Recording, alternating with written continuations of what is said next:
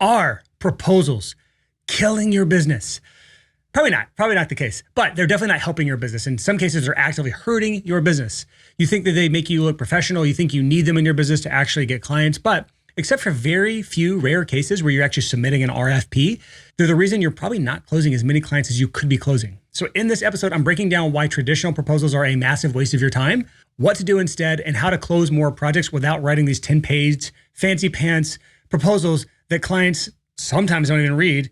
And then other times they do read and they just ghost you and you never hear from them again. Now, not only have I helped hundreds of clients get through this whole proposal trap problem and get to the other side of it and create a real process that actually closes clients, I've spent years sending proposals like an idiot before I found out a better way to sell. And I lost out on hundreds of thousands of dollars worth of paid projects that I could have gotten had I known what I was doing. So instead of you doing the same exact stupid thing that I've done, just learn from my mistakes. Learn now so you save yourself the money and the heartache. And as a bonus, I'll even show you how you can turn what was your proposal into a paid product, especially if your service is very custom or complex. And even if it's not custom or complex, you can still do this.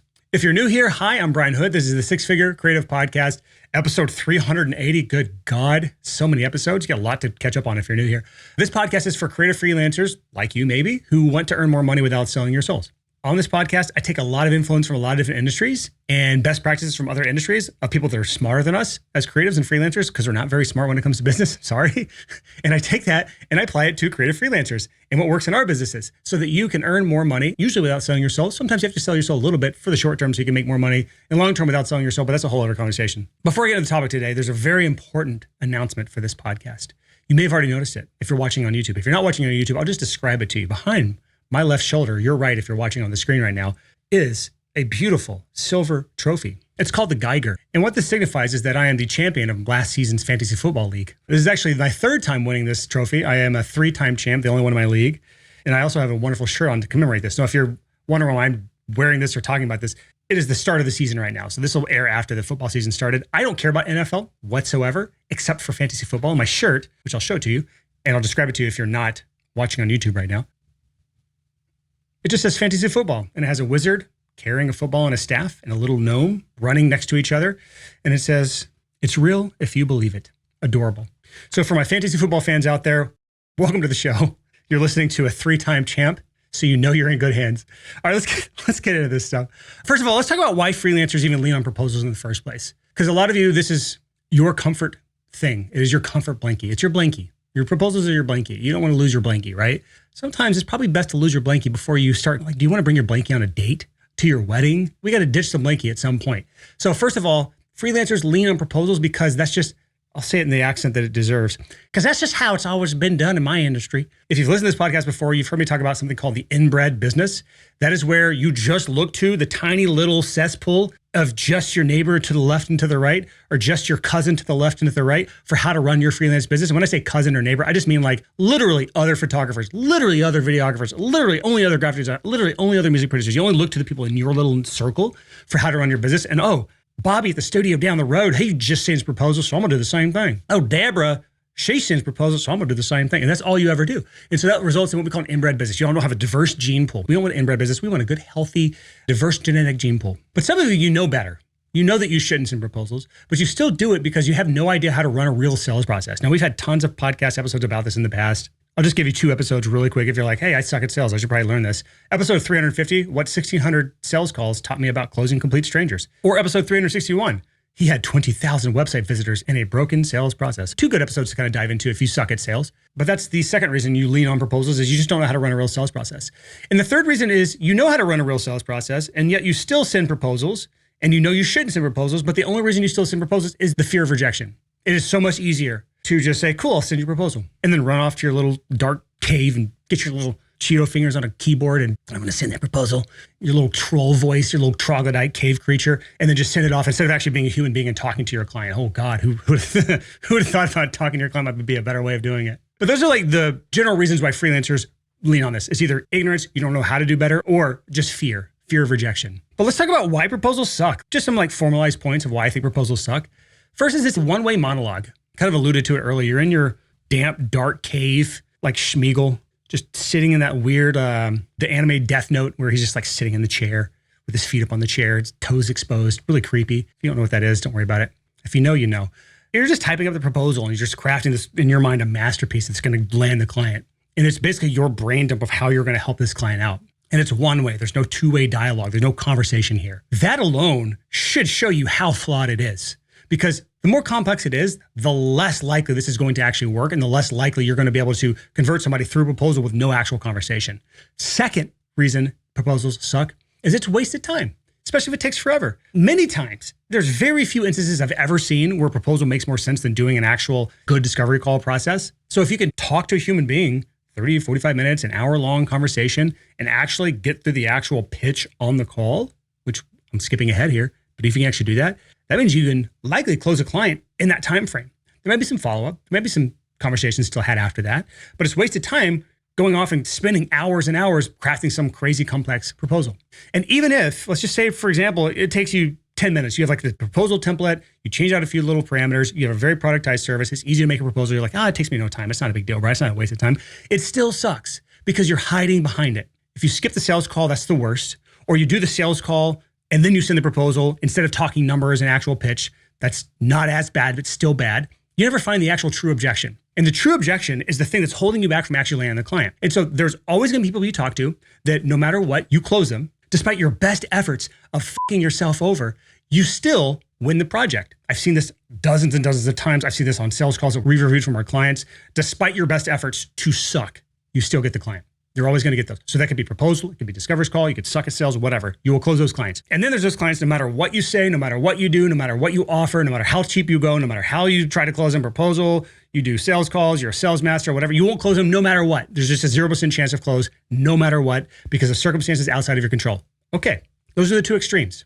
But then somewhere in the middle, those are the fence sitters. Those are the people that could go either way. And those are the people that through a good, proper sales process, a two-way dialogue, you can actually get those people over the fence to say yes. Or you could push them away and they say no. Or even more common is they make no decision, which is always a no by default. So by never finding the true objection, the true reason they said no or made no decision, you're never able to fix the root cause of why you're losing clients. So all those clients that ghosted you, there is a reason why they ghosted you. You have no idea why. And there's nothing more frustrating than someone to ghost you and you have no idea why. And you just wonder, is it me? Is it the way I look? Is it my service? Is it my talent? Is it my pricing? Is it my competitors?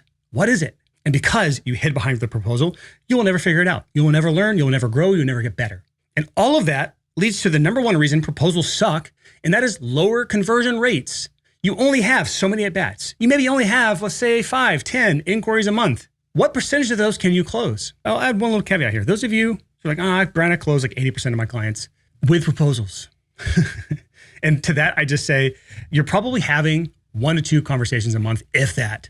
You're probably only getting referrals. The people that have said yes no matter what. If you're closing that many people, I have an episode for you to listen to. Go back to way back in episode 224, why your high sales conversion rate is actually a bad thing. It's from like 2022, good Lord. That's a wonderful episode for you. Go listen to that. And if you want to find these episodes, by the way, if I give you an episode number, you literally just go to sixfigurecreative.com/the number, so /224 in this case. It'll take you straight there. It's really easy. And once you listen to this show, I have so many episodes on the backlog, so much of my time wasted if you don't listen to it. So go listen to it. So that's why proposals suck. Let's talk about the anti-proposal sales process. What does this look like? It's 4 steps, I think. Maybe the bonus will be hidden in here somewhere. But there's 4 steps to this. The first step is very simple. I've talked about this before. It's pre-qualify clients before you get on a call.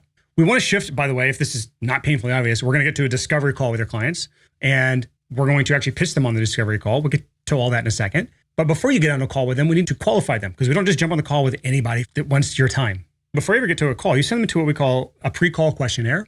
You can call it your inquiry form, but it's basically answering the questions of what do I need to know about this person to know if they're even potentially qualified? Can I help them? Do they need my help? And there's an episode for you for this. It's called BANT for Freelancers, the secret BS detector for bad leads. It basically filters out the bad leads. It's episode 368. So again, you can just type in sixfigurecreative.com/368 to get that episode. But it's a very simple process. Just create a pre-call questionnaire, send them through that. And that way you have some basic information and you know if they're a good fit or not. You at least know if they're a bad fit before you get on a call with them. This is especially important when you actually start marketing your services and you're trying to turn strangers into clients versus just getting referrals from everybody. Even with referrals, you still want to do this. Second step, learn how to run a collaborative discovery call. This is a two-way street. Now, I have plenty of podcast episodes about sales. There's more in-depth stuff about this if you want, but I'm going to talk about some things that are really important at the core here. I want you to think through mapping out what's called a question-based sales framework. This is what Alex Hormozi does with every sales team that he trains. If you don't like or don't know Alex Hormozi, I forgive you. It's okay. You don't have to like or know him, but the man knows sales. And in his mind, the reason he likes question-based sales frameworks is because question-based sales frameworks are the easiest to train. And if it's the easiest to train, that means there's consistency. And that also means it's easier for you to learn. So if you're a freelancer, you're like, I don't do sales. I'm not good at sales. Fine. Do you know how to ask a question?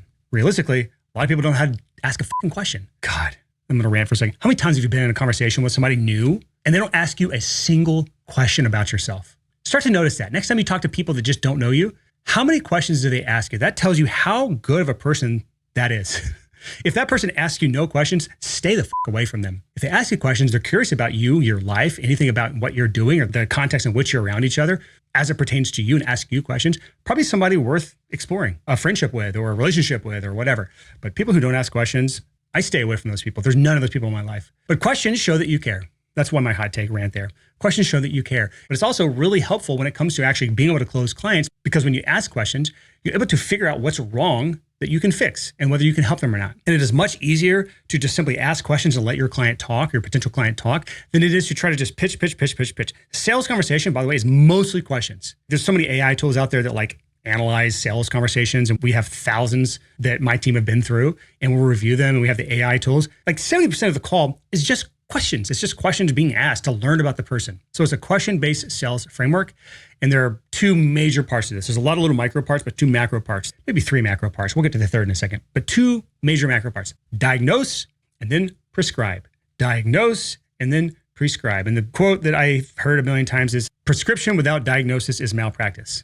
If a doctor just gives you a prescription and does no sort of diagnosis for you, that is malpractice. So the first goal that you should have with any sales conversation is just diagnosing the problem that your offer solves. And if you don't know what offer means in the context here, go buy $100 Million Offers by Alex Hormozi. It's a great book. Or you can just keep offering your service, whatever you want to do. Either way, you have an offer. It either sucks or it doesn't. Services don't really sell well. Offers sell pretty well. $100 Million Offers sell incredibly well. But either way, we want to diagnose the problems around what you actually can help them with. So we're not going to be asking questions about, how's the kids? How's your job doing? How's mom and them? You want to ask questions that are specifically related to what problems you solve. If you think through, like if you go to the doctor's office for a condition that you have, they're going to ask you a bunch of questions or perform some sort of tests in an effort to uncover what problems that you have and realize that, oh, it's actually not this problem. So this over here, I've seen it a million times because I've worked with a billion people, and every single one of these things are leading to this being the problem. And if the doctor asks like two questions and then give you a major diagnosis for like surgery, you would be like, hold up, no, no thanks. But the amount of questions being asked in the diagnosis portion should be more intense for a more intense solution or prescription, in other words. So as you ask questions and uncover their pains, just repeat it back to them in your own words. It's called labeling the pain. You ask a question, so tell me more about your current website. They tell you about the website, they tell me how much it sucks. Okay, so you hate the design? That's labeling the pain. Oh yeah, I fucking hate the design. So what are some of your goals for this? Cool, you want better conversions. What are your conversions right now? What are your conversion rates on your website right now? Abysmal. So you have like 2% conversion rates. That's really, really bad. Okay, you're not happy with that? Okay, cool. That is an example of just like simple questions around the problems or the pains or the goals.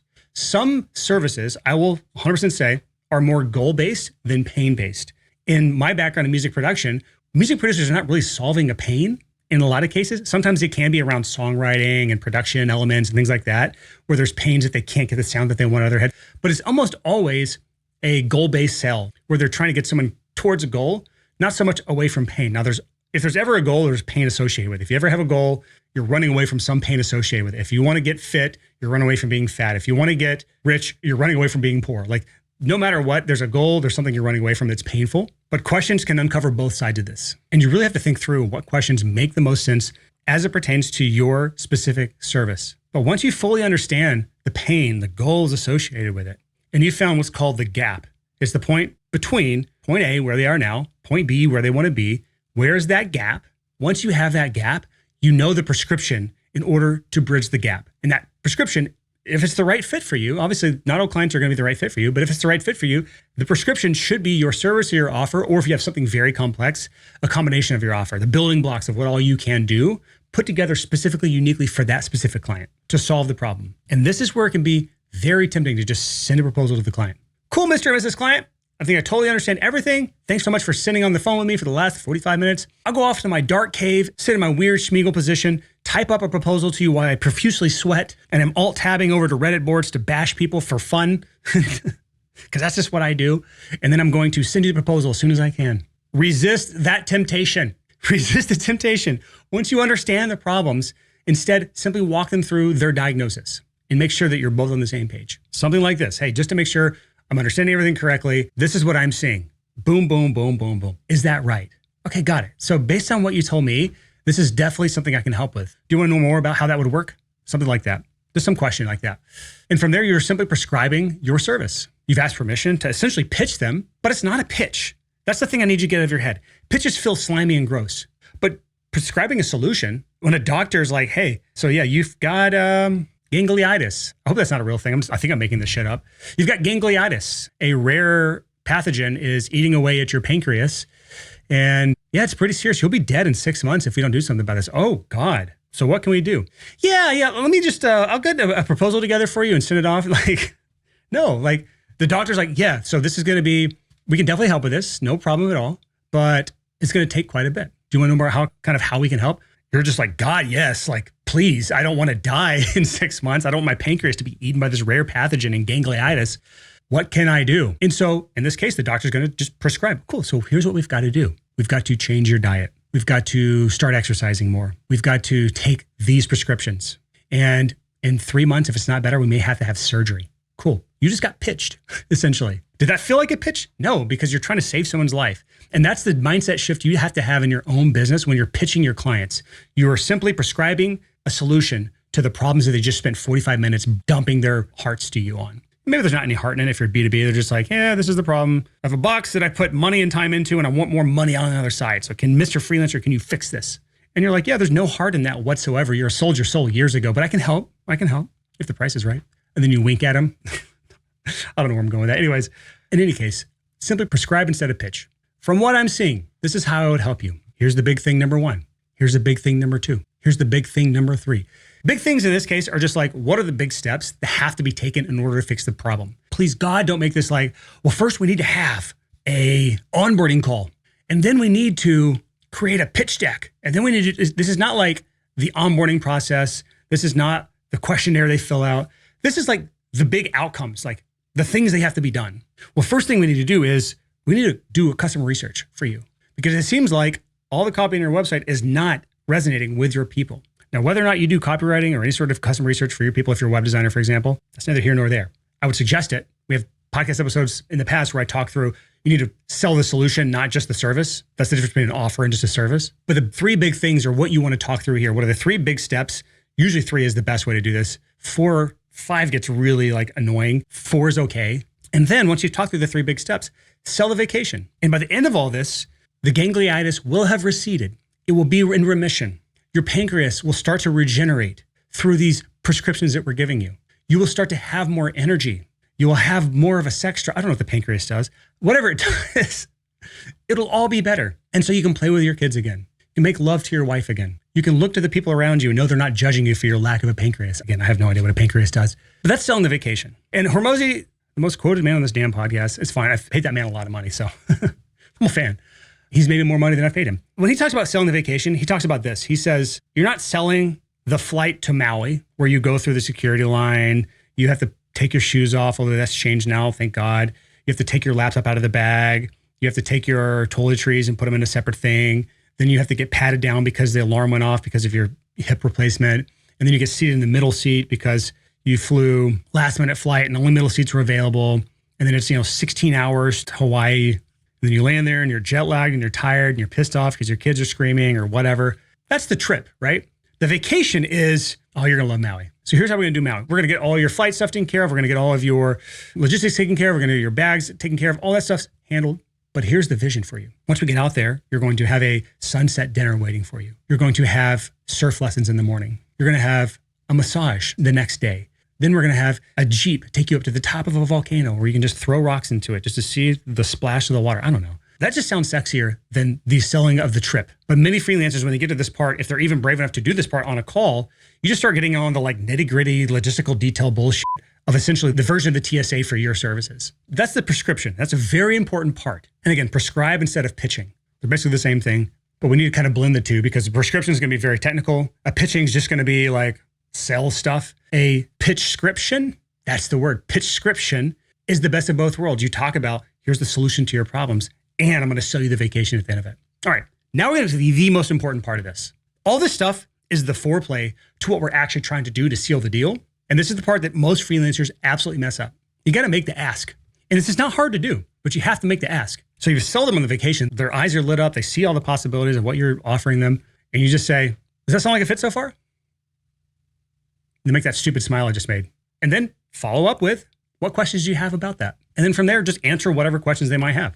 They may want to dig into certain things. That's why it's good to simplify it to 3 points.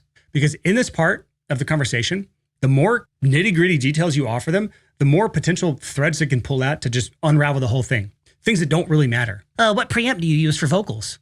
I don't know why we're asking this question. It's a really stupid question, little vocalist. But the broader and bigger picture, we keep those 3 big things I talked through in the pitchscription. The broader we keep those, the more we can start to answer questions about what they care about versus overwhelming them with details. So when you give them a chance, what questions do you have about that? They will ask the questions that pop into their head as you talk through those 3 big things.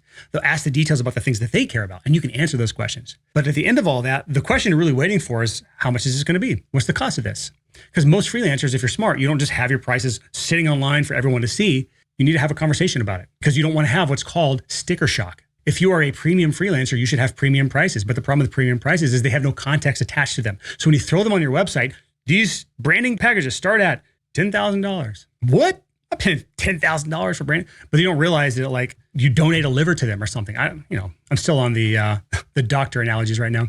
They don't understand all that goes into it. That's why we hide, quote, hide the price behind the conversation, is because we want them to understand all the context of what we're doing. And sometimes we can't give a price up front because we just don't know enough information about it. So either way, we're waiting for the price question. They're asking questions. We're waiting for, again, the price question. And if for some reason they don't ask you the price question, they don't have any more questions for you, you just simply say, so where do you want to go from here? And you'll get one of 2 directions. One is they're ready to move forward, in which case you ask for a deposit on the spot. Cool. So where do you want to go from here? Yeah, let's do this. Cool. Here's how we do things. We do a 40% non-refundable deposit. It's due now. And once that's paid, I can lock in the dates on my calendar and no one else can take those dates. Those are your dates, Mr. and Mrs. Client. And then when we start, we take the remaining 60% or whatever your terms are. You can do your terms a billion different ways, but you're trying to collect money on the call and they either pay or we get to the second direction it could go. And that is you move to the objection overcome phase of the sales conversation. And objections can be any number of things. It can be simple as, cool, 100% down. I don't have the funds for that right now, but is there a way I can lock in the dates? It's something simple like that. That's a pseudo objection. Like any reason to not buy or pay you right there is an objection. You could say, cool, no problem whatsoever. How long do you think it'd take you to get the funds together? And they'll say, well, I've got to wait for a bank transfer until next Friday. It should be ready by next Friday. Cool, no problem at all. What I can do is I can offer a $100 refundable deposit. And what that does is it soft locks those dates. So I won't sell them to anyone else for any other conversations I have between now and next Friday. And that way, if you decide to move forward by next Friday, no one's taking up your dates. I'll apply that $100 towards the 40% deposit. If you decide to back out for some reason, I'll refund it. Or if you need more time, we can just talk about it. If you need more time at the end of that, for some reason, there's a delay somewhere. Sound good? Cool. What credit card do you want to use? Again, what we're trying to do here is get them to actually consider putting money down on the spot on the call. The reason for that is you will not get the real objection until they're actually forced to make a decision. And this is the sad reality of the cat and mouse game of sales. In a perfect world, you could just take whatever someone says as fact. What they tell you is 100% true. They're not lying to themselves. They're not lying to you. It's all 100% true. And so when someone says, cool, no problem, I just need to think about it for a few days. Or cool, I just need to talk to my business partner. Or whatever other kind of objection they throw up at you, you can just take that as face value and say, awesome, no problem whatsoever. We can chat on Friday then. But the problem is sometimes people lie to themselves. Sometimes people are throwing up what we call a smoke screen. They're lying to you because they just don't want to say that like what the real objection is. It could be that you're twice the price of your competitor who offers the same exact service for half the price at the same quality or better even. Why would they hire you? But they don't want to tell you that to your face because that's rude. But if you never know that that's the case, then you can never actually improve your process or your pricing or figure out how are they delivering at half the price. Maybe it's only a matter of time before they run out of money and they're just going to be gone and that problem solved itself. But it could also be that they found a way to deliver it in half the time because they have efficiencies in place, they have a team, or they have overseas help, or they have automation or AI. And so they're over there stealing all your clients because you just don't know that that's the real reason you're not getting the client. And it all comes to getting to the real reason they're not paying you. That's why we go through all this process on a good, proper sales process is to learn the truth. And you can be kind about it. You can be realistic about it. You can even level with people sometimes. The process is different for every single sales conversation. And some people are natural at this. Some people really struggle with this. Some people will literally never do this no matter how much money it could make you. That's up to you. But I'm just here to tell you this is a better process than sending proposals. Now let's talk about the third part of this anti-proposal sales process, and that is learning how to tackle objections. This is where 95% of freelancers really squirm. But if you look at like how real businesses handle sales, overcoming objections, or what they call objection overcomes, is what like $100 million sales teams drill. They literally have daily drills on this stuff. They rep it out like a professional team practicing. You have reps, you have drills, you have role plays, you have call reviews, all looking at this one part is the overcomes, the objection overcomes. You don't have to be that hardcore about it because that's not your career. You're not a $100 million business, but you need to get the 80-20 of this. What's the 20% that gets 80% of the results? And that is being prepared for the 3 most common objections you're ever going to see. With this in mind, remembering the goal here is to find the true objection and filter out the smoke screens. Smoke screens are what people throw up when they just want to get off of a call, be polite. They don't want to potentially insult you. And you've got to be like, dude, no problem. Like if you found someone cheaper, that's no big deal. Or if you just don't want to work with me, no problem. Like you can tell me to just heck off. But the goal is to get the smoke screen out of the way and get to the real objection. There's 3 objections you're going to come across the most. The first one is the delay. The second one is money. The third one is authority. Probably not in this order, but that's the order that I outlined this. The first one is delay. And if you just have some conversations pre-prepared in your mind or written down of how to handle these, or a good process in your mind, this will be very helpful. And this comes in various forms. One could be, hey, could you send me the proposal in an email? Or just send me an email summarizing all this. Easy overcome of that was, sure, no problem. Or sure, what did you have in mind? Like, what did you need to see, actually? Because if you don't offer proposals, you can say, well, I don't actually send proposals, but I'd love to know what you're looking for in that email. And you might find out, oh, procurement requires proposals in order to even consider this freelancer. If that's the case, by all means, send a proposal. My God, you don't want to lose the sale because you didn't send the proposal. In which case, legitimate, that's not a smokescreen, it's a legitimate thing. Send the proposal and then follow up. It also might be a smokescreen because they just need to think about it. Or they might just tell you, I just need to think about it. In which case you say, cool, no problem. How much time do you need? A week, a month, a year, 10 years, rest of your life? They'll say, I need till next Monday. Cool. What do you need to think about? Just out of curiosity. And talk them through it. You're trying to figure out what is on their mind. Do they not trust you because you don't have enough case studies, or they don't see how what you're saying you can do has actually been done? Do they not look at your portfolio enough? Are they considering other people out there? Is there like another freelancer that they're pitting you against? Again, the think about it objection can be, usually it's just a smokescreen to something else. Or another way, if they'll say this, I need to look into some things, something like that. Again, we're trying to figure out what the real objection, what do you need to look into? How much time do you need? The next one to talk about is money objection. You'll get things from like, they just can't afford it. That could be a real thing sometimes, especially in the B2B world. If the B2B world is like, hey, the budget's not there. Cool, totally understand. Out of curiosity, what is the budget for this? What did you expect the pricing to be? Something like that.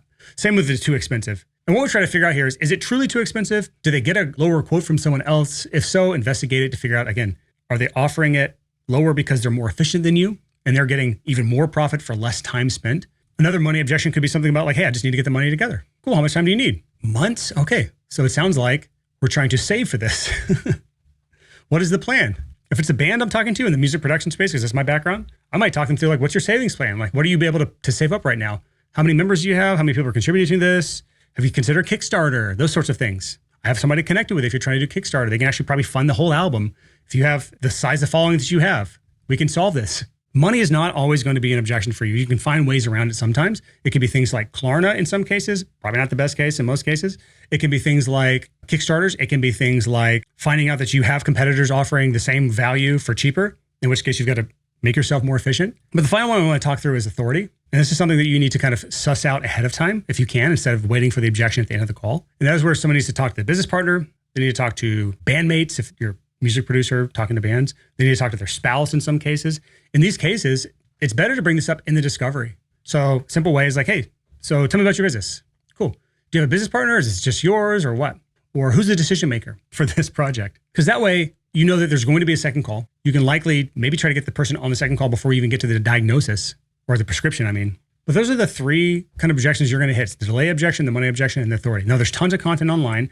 I am by no means the expert in objection overcomes, but I have more experience for objection overcomes than probably 99% of people listening to this podcast. And that leads us to our 4th step.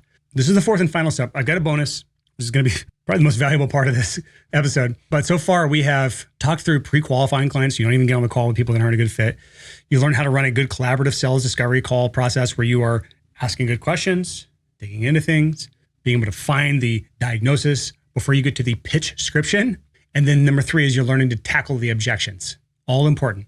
Number 4 is what they call BAMFAM, BAMFAM, book a meeting from a meeting. Always have a next step, preferably a call. So if you don't end the call with money collected, or even if you do, you want to still have a next step. But if you especially didn't collect money on the call, you want to have a next step, some sort of call to be had after the fact. And the easiest way to pitch this is cool. So you need till Friday to think about this, or you need to collect quotes from people or whatever it is. So let's just go ahead and do this. Let's go ahead and put this on the books. It's just so it's on both of our schedules and we don't have to like scramble last minute if we decide to move forward.